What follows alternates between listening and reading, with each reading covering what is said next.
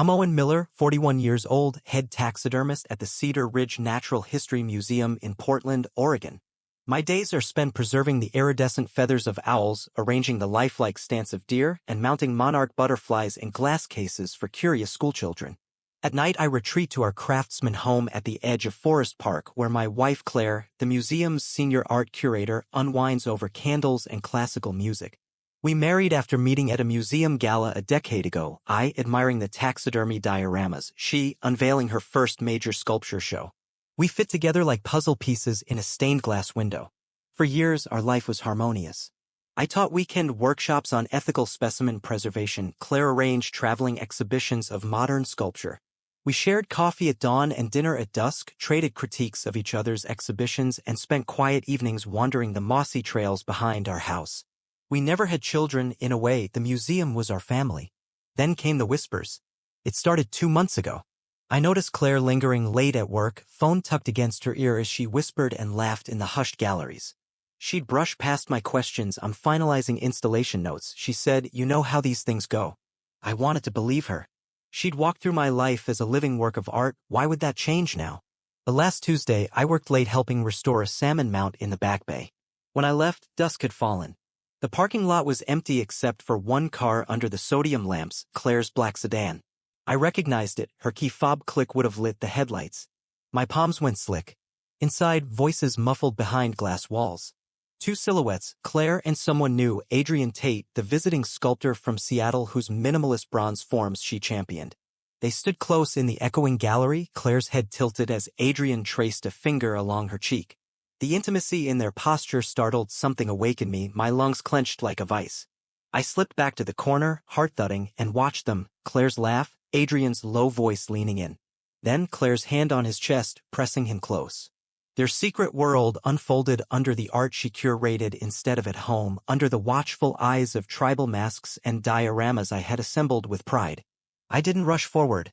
I held still until she stood, brushed imaginary dust from her blazer, walked out into the night alone, and Adrian melted back into the shadows. I followed at a distance until she reached her car, got in, and drove off, headlights fading into the dark.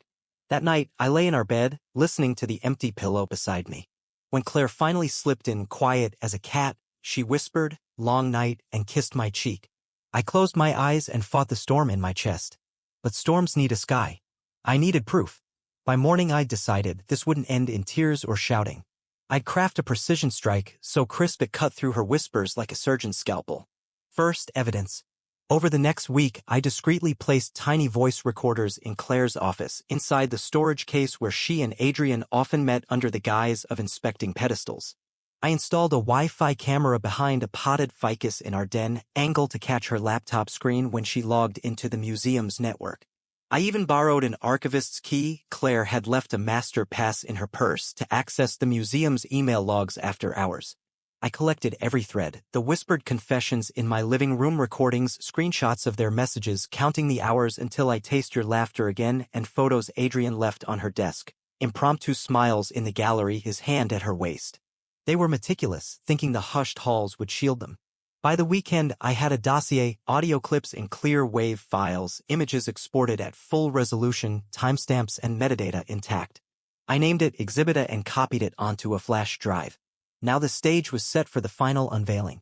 Tomorrow night, Claire's grand opening for Nature Reimagined, her avant-garde show pairing preserved animal specimens with contemporary sculpture, will draw critics, donors, and the local press under the museum's vaulted ceilings. Drone footage of the exhibit hall glitters in the invitation, owls perched on titanium stands, wolves frozen in mid-howls beside steel abstract forms. Claire has boasted this will be her career-defining moment. She'll stand at the center of the atrium, basking in applause. But Nature Reimagined will become something else, the world's first immersive betrayal gallery, complete with screens that play Adrian's and her clandestine confessions, hidden speakers behind taxidermy dioramas whispering her lies.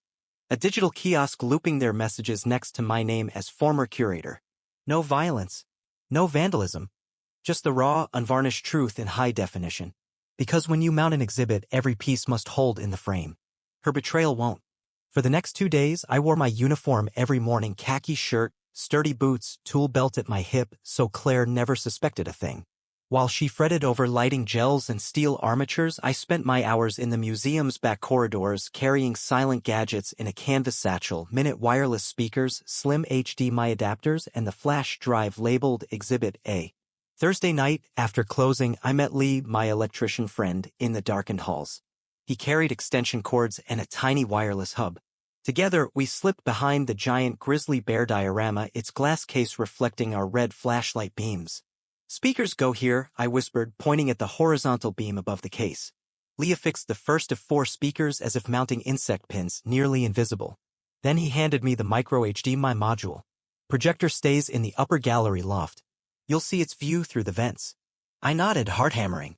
We crept to the rear staircase, where Lee tapped a hidden panel and revealed the maintenance loft, a narrow walk of catwalk girders above the exhibit hall. The projector there would light the big screen Owen had installed months ago for school group presentations. I plugged in the adapter and hid the rest of my kit in a duffel beside a stack of unused crates. "Test it?" Lee asked. I pressed play on my phone's media module. A hush fell. From above, Adrian's voice drifted softly. "I didn't know how easy you made it." The words hovered among the preserved owls and elk antlers. "Clear as daylight." "Perfect," Lee breathed. He wiped sweat from his brow. "You're good to go." The following afternoon, Claire buzzed with nerves. "Openings tomorrow. Do you think the San Francisco critic will like the bronze stag on glass?"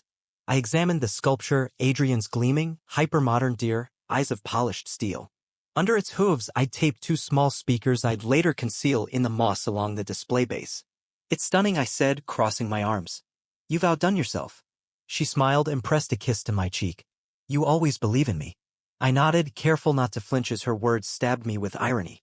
Friday morning, I walked the exhibit as if inspecting new arrivals. The dioramas gleamed under Claire's meticulous lighting grids. The skeletal finches hung in midair like frozen snowflakes. I slipped behind a fern near Adrian's stag and taped a motion sensor.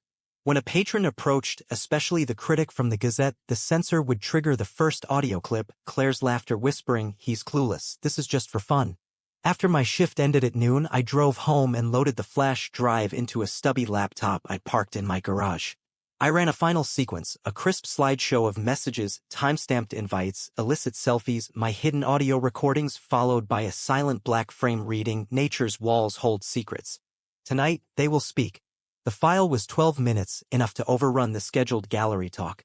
I loaded the laptop into my toolbox and returned to the museum under cover of dusk. Guards had been instructed to leave doors propped for equipment drop-off. The curator's staff were gone. Claire and Adrian were finishing the final polish in the West Wing. I slipped into the AV closet nearest the main projector controls. The racks of cables hummed like a subterranean heartbeat.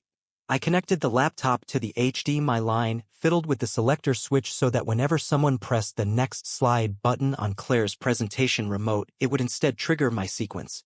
I left the original slides on a separate channel. Claire's talk would begin as planned, then my exhibitor would cut in without warning. Sweat beaded on my forehead as I closed the rack door. My reflection stared back from the glass. Tool belt, grease-smudged shirt, eyes ringed with exhaustion and resolve. I felt like a phantom puppet master. On my way out, I paused by Adrian's office. I pressed my ear to the door and heard his voice, low, urgent, then Claire's soft laughter. My chest clenched again. I backed away, leaving the speakers and sensors to wait in silence. Tomorrow night, under the vaulted ceilings and museum spotlights, the gallery would no longer display only art and naturals. It would display truth raw, unfiltered, impossible to deny. And in that disclosure, Claire's world of curated beauty would shatter as thoroughly as any glass case dropped from the rafters. Saturday night arrived cool and clear, the kind of evening that draws crowds in Portland's art circles. I parked at the curb in front of Cedar Ridge Museum, stepping over flower pots Claire had arranged. The gala was in full swing. Well-dressed patrons clinked champagne flutes in the atrium, admiring the new Nature Reimagined exhibit. A quartet played Debussy in the corner. The air smelled of white wine and fresh magnolia. I checked my watch. 7:50 p.m. Claire would step on stage at 8 o'clock for her opening remarks. At 8:12, Exhibit A would begin. I slipped my phone into my jacket pocket. The secret sequence loaded and ready. Inside, Claire moved like a premiere actress, greeting donors and critics. Adrian floated beside her, murmuring compliments and guiding her toward the next group. I followed at a distance, admiring the lighting she devised, soft beams highlighting the taxidermy dioramas, stark shafts cutting across Adrian's gleaming sculptures, shadows dancing beneath the owl's glass eyes. At precisely 8 o'clock, the curator's podium was wheeled into place. Claire tapped the mic. "Thank you all for coming. Tonight we celebrate the intersection of art and nature." Applause. She smiled, radiant. "And I'm honored to share my vision with you." She clicked the remote. The first slide, a tasteful title card reading Nature Reimagined, glowed on the screen. Everything unfolded perfectly. Claire introduced her process. Adrian chimed in about metal alloys. The assembled crowd nodded appreciatively. When she spoke of forms that speak beyond life and death, I felt a bitter twist. Her words meant one thing on stage, another behind my back. At 8:12, Claire's remote clicked again. The title card dissolved, and instead, Exhibit A burst to life. The first frame, a screenshot of Adrian's car under the museum lights, time-stamped midnight, with his text, "Your curtain is my stage. See you where no one watches." Gasps echoed. Claire's breath caught. I watched her pale profile as the second slide appeared. A hidden photo, Claire's silhouette in my den, laptop screen aglow with Adrian's email.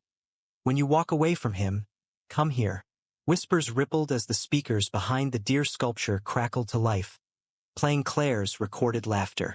"He thinks I'm at my charity gala. He doesn't suspect a thing." A hush so deep you could hear museum fans stall. Claire lifted a hand to her mouth. Adrian staggered backward as the stolen audio looped. The third slide was a video clip from the back corridor camera. Claire and Adrian entwined beside a glass case, her hand pressing his chest. Their hush was stolen forever, now echoing above oak cabinets and butterfly displays. No pandemonium yet, only a gallery frozen in disbelief. I stood at the rear, pulse steady, as the final frame appeared. Curated beauty hides its own beasts. Tonight, the specimens speak. Then black. Silence. Claire's voice trembled as she tried to regain control. This isn't part of the exhibit." But the room had already shifted. Conversations crackled as patrons turned their phones on, filming the dark screen. Critics rose, murmuring about scandal. Donors edged toward the exits. Adrian slunk into the shadows, leaving Claire alone under the spotlight's glow. I stepped forward, raising my hand for quiet.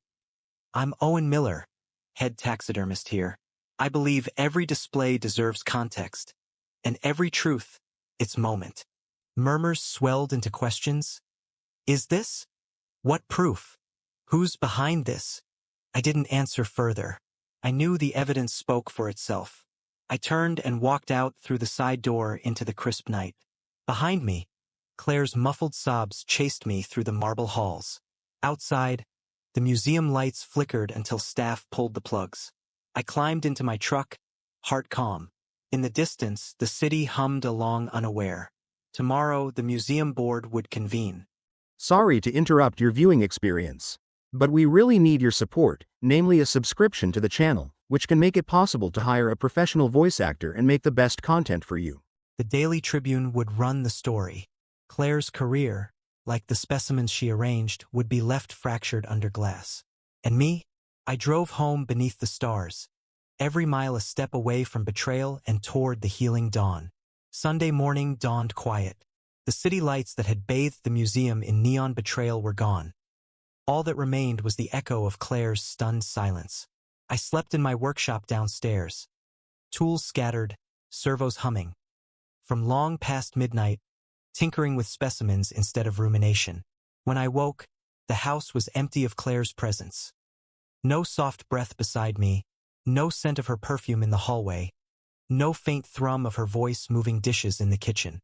Over coffee, I opened my laptop. The Daily Tribune front page blazed. A photo of the darkened gallery screen, Claire's name, and a headline, "Exhibit of Deceit. Curator's Affair Exposed in Live Reveal." Scrolling, I saw, Museum Board calling an emergency session. Adrian Tate's office phone disconnected. His gallery in Seattle put up a closed for retirement sign. Donors expressing outrage. A petition to remove Nature Reimagined from the traveling circuit. Social media memes mocking Claire's sculptural stag, now dubbed the Bronze Betrayer. I felt no triumph, only the steady, clear knowledge that truth had its moment. By mid-morning, I unloaded my toolkit at Cedar Ridge. The front doors were locked and draped in black crepe ribbons. A lone security guard let me in, my credentials uninterrupted. In the hushed halls, every display wore a new weight, the skeletal finches above empty pedestals, taxidermy bears staring blankly at absent sculptures. The only movement was two trustees and the museum's legal counsel pacing by the atrium. I approached quietly. "You asked to see me," I said. The board chair, a retired biology professor named Dr. Harlow, nodded. "You have the evidence on Claire's conduct?" I handed him the flash drive. "Exhibit everything you need." He exchanged glances with counsel. "Thank you. The board will review and vote on curator status this afternoon." And with that, I left them to their deliberations, stepping back into the empty gallery where Claire's lights lay dark. At 2 p.m., I returned to find a notice on the office door, effective immediately. Claire Harper is relieved of all duties. Exhibition Nature Reimagined is permanently closed. Underneath, a smaller memo announced a public apology and refund plan. I lingered by the south wing, where Adrian's stag once gleamed. Its polished steel now reflected only empty space. My own orange toolbox sat tucked beneath the display. I opened it and removed a small can of protective wax, my standard touch on wooden bases, and quietly ran it along the taxidermy plaques that Claire had used as album covers for her art. It was a small act, reaffirming my commitment to the craft she degraded with her lies. That evening, I gathered a few close friends, Lee the electrician, Marta the archivist, and Travis the assistant curator, at my studio for a specimen after-party, beer and pizza around the glass cases we'd set aside for restoration. We reminisced about shows we'd mounted before Claire's influence, antelope dioramas, butterfly mosaics, the salmon spawn scene that once brought tears to visitors' eyes. Travis raised his bottle. "To Owen, may your love of preservation never be tainted by betrayal." I clinked glasses. "And to all of us who know that some specimens are human and need careful handling." The following morning, I called Dr. Harlow with a proposal. Since the museum's director role was now vacant, I'd step in as interim curator. Not for power or pay, but to protect the integrity of our collections and steer them away from spectacle. He agreed tentatively, impressed by my dual expertise in preservation and first-hand knowledge of what happens when art becomes theater. In the days that followed, I moved pieces out of Claire's show and back into storage. The owls reconvened on oak branches, the stag replaced by the vintage diorama of elk I'd mounted years ago. I oversaw every placement, every label, ensuring truth guided each exhibit. On Saturday at noon, I hosted a small restoration preview for local teachers and donors. No champagne, no draping, just gentle ambient light, a few platters of cheese, and my voice. We preserve nature's stories as they are, unvarnished, unembellished. Today, we reclaim our space for honest curiosity. Faces in the crowd, once the same who'd attended Claire's gala, nodded thoughtfully. A few wiped tears. I felt the weight of trust returning, heavier than any spotlight. That night, alone in my den, I opened the final envelope Claire left behind, a single Polaroid of us at that gala a decade ago, smiling under museum lights. On the back, she'd scrawled, "Forever yours." I held it up to the lamp, kissed the corner, then laid it in a drawer, no flame, no ashes. I chose not to destroy the memory of what was good. I chose instead to file it away as a specimen of the past. Under Forest Park's moonlit canopy, I stepped onto my porch and breathed deep. Fresh cedar air filled my lungs. The world had shifted, art and life had intertwined and unraveled, but now under honest skies, I stood ready to mount the next exhibit of my life. With care. With truth. And with a peace no betrayal could ever unseat. It's been 6 weeks since Claire's grand opening became our greatest unmasking. In that time, Cedar Ridge Museum has changed more than its curator's roster, it has regained its soul. Last weekend, we reopened to the public with Living Histories, a series of interactive dioramas I devised to celebrate both nature and honesty. Each display pairs a mounted specimen with the real story of its discovery, complete with photos, field notes, and even where appropriate, confessions about the challenges we faced preserving them ethically. On opening day, the crowd spilled into the atrium, families, school groups, birdwatchers, even former patrons of Claire's show, drawn by word of mouth that the museum offered something real. I stood by the new wall diorama, greeting guests and listening to their reactions. A retired teacher pressed my hand and said, "These stories, you've made each creature almost human." A local reporter snapped photos, murmuring about a big feature in next Sunday's edition. By afternoon, the museum board chair, Dr. Harlow, sought me out. He spoke in low tones. Attendance is double what we forecast. Donations are up and we've been asked to extend the exhibit through the winter. He extended his hand. Thank you, Owen. You've honored our mission. I nodded, the weight of those words washing over me. After weeks in the shadows of betrayal and reconstruction, I'd found my rightful place, preserving truth as much as specimens. But part of me still turned to Claire's absence. I heard she'd moved back to Seattle, taking a low-profile job at a small gallery. A friend forwarded me a link, her new exhibit, minimalist block sculptures, acclaimed for pure form. No mention of Cedar Ridge, no nod to her past. I thought about her often, about how two people who once complemented each other so perfectly could unravel so completely. I imagined her standing in that Seattle gallery late at night, dusting pedestals alone, her hands as steady as mine once were, her heart heavier. Then I reminded myself, this isn't about erasing her. It's about building something new from the ashes. On Wednesday evenings, I've started hosting specimen nights, workshops for teens and adults to mount their own finds, shed antlers, molted feathers, fallen autumn leaves, under glass cloches. We talk ethics, patience, and the stories behind each piece. Last session, a shy high school senior brought a wing she'd found after a neighborhood storm. Together, we identified it as a barred owl's, then shared my recording of that same species in the wild. Her eyes lit up when she heard it. It's like it's speaking to me. Moments like that remind me why I chose this path. Truth connects us, be it through voices from the forest or confessions from the shadows. One Friday night, after the museum closed, I lingered in the back bay among specimen trays and workbenches. My friend Marta, the archivist, slid in beside me, holding a steaming cup of chai. "How's it feel?" she asked quietly. I ran a gloved hand along the polished antler of a recent deer mount. "Like I'm finally where I belong." She smiled. "You gave this place its compass back." And then she added softly, "You know, if ever you want." I looked at her. Her dark hair was streaked with gray, her eyes warm with unsaid words. I realized in that moment what I'd been missing, not Claire's betrayals, but someone who saw me, truly saw me, not just as a husband or curator, but as the quiet soul behind the mounts. I took her cup. "Thanks, Marta, for everything." That weekend, I repainted my workshop, a fresh coat of sage green on the walls, echoing the ferns that guard the dioramas. I hung a new sign above my workbench, "Truth in every stitch." Below it, I clipped the Polaroid Claire left, the two of us at that first gala, onto a corkboard beside images of every new volunteer's first specimen. It wasn't a shrine to the past, just a reminder that even perfect moments can teach us when they fracture. Sunday afternoon, I closed the shop and walked through Forest Park's mossy trails, breathing deep. The world around me, maples budding, streams clear with spring melt, felt open, alive, and honest. At the parking lot, a stray calico cat slinked toward me, hissing softly. I knelt and offered my hand. It sniffed, then pressed its head against my palm. I scooped it up. "Specimen," I whispered, naming her on the spot. Specimen purred as I carried her to the car, an unexpected companion for this newfound chapter. Now, as I write this, I'm hunched over my workbench with Specimen curled in a box beside the glimmering antlers. Marta's chai is still warm. My phone buzzes with messages about visitors raving over the new exhibit. Claire's silence from Seattle no longer stings. Instead, it echoes with the knowledge that I'm moving forward, nurturing new lives, new connections, and a museum reborn around integrity. Next week, I'll pitch a collaborative traveling show on conservation and confession, honest dioramas paired with real stories of wildlife rescue and human redemption.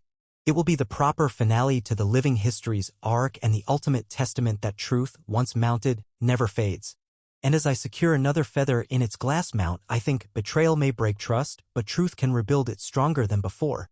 It's now 6 months since Claire's affair lit up the museum's vaulted ceilings like a bolt of lightning. Since then, I've claimed both my role and my life back, piece by honest piece. Today, I stand at the helm of Cedar Ridge not only as interim curator, but as its living testament to renewal. I arrived before sunrise, the first light weaving between redwoods outside my studio window. Specimen, the calico cat I rescued in Forest Park, pads around my ankles, purring like a gentle metronome. I scoop her up and carry her to the workshop, where the walls now glow sage green and a new sign stretches above my workbench. Where truth lives on. On the workbench lies what will be the museum's final Living Histories installation. A cast of a barred owl's talon beside a glass case containing the original voice recorder I hid under Claire's gallery pedestal.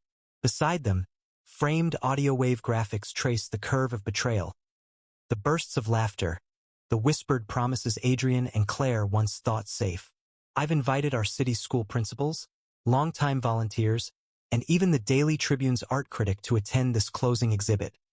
A quiet coda to a story well told.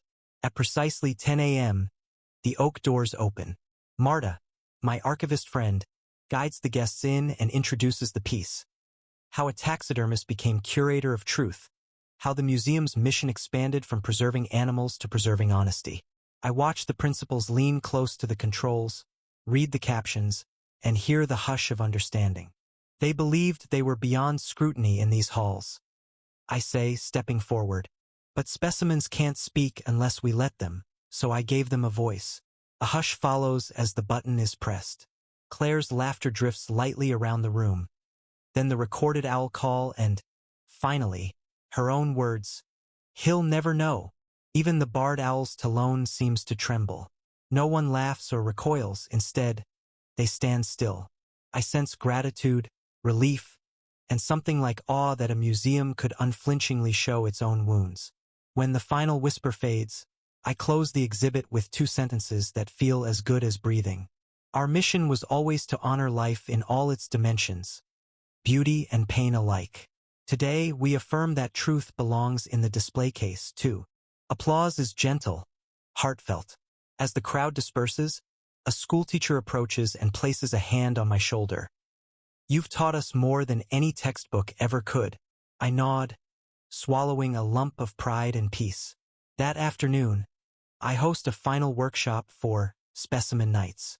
Teens arrive with feathers, leaves, and ethically sourced sheds. They ask about techniques.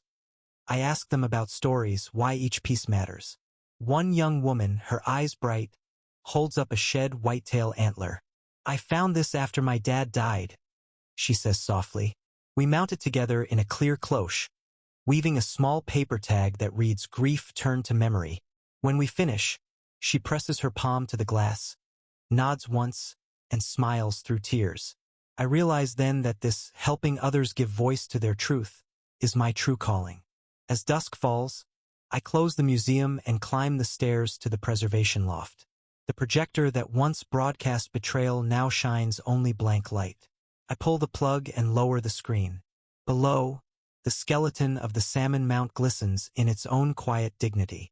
On the loft's work table, I place the last item from Exhibit A into my leather satchel. Claire's final voicemail, unopened. I never needed to hear her pleading to know she regretted it.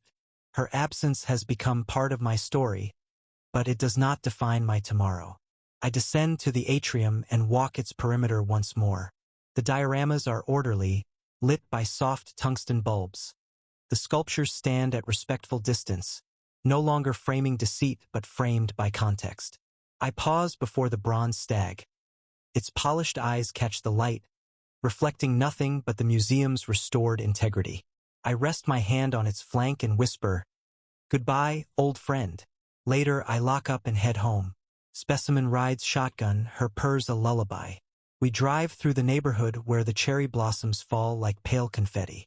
At my porch, I scoop her into my arms, set her down, and turn the key. Inside, the mantel holds the final Polaroid of Claire and me, our young faces smiling under museum lights. I look at it, then at the row of volunteer portraits lining the hall. Faces of people who chose honesty over comfort. I lean in and tuck the Polaroid behind the last frame, not to hide it, but to show it the way forward, part of history but never the whole story.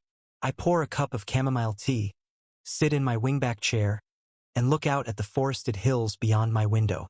Tomorrow, I'll begin drafting proposals for the traveling Conscience and Canvas exhibit, a pairing of natural specimens and real-life stories of moral courage. But tonight, I simply exhale, because I've learned that the sweetest revenge isn't tearing down what betrays you. It's building something so honest, so alive, that no lie could ever touch it again. And here, in this house by the forest, I am finally free to preserve that truth forever. What do you think of the story? Write in the comments.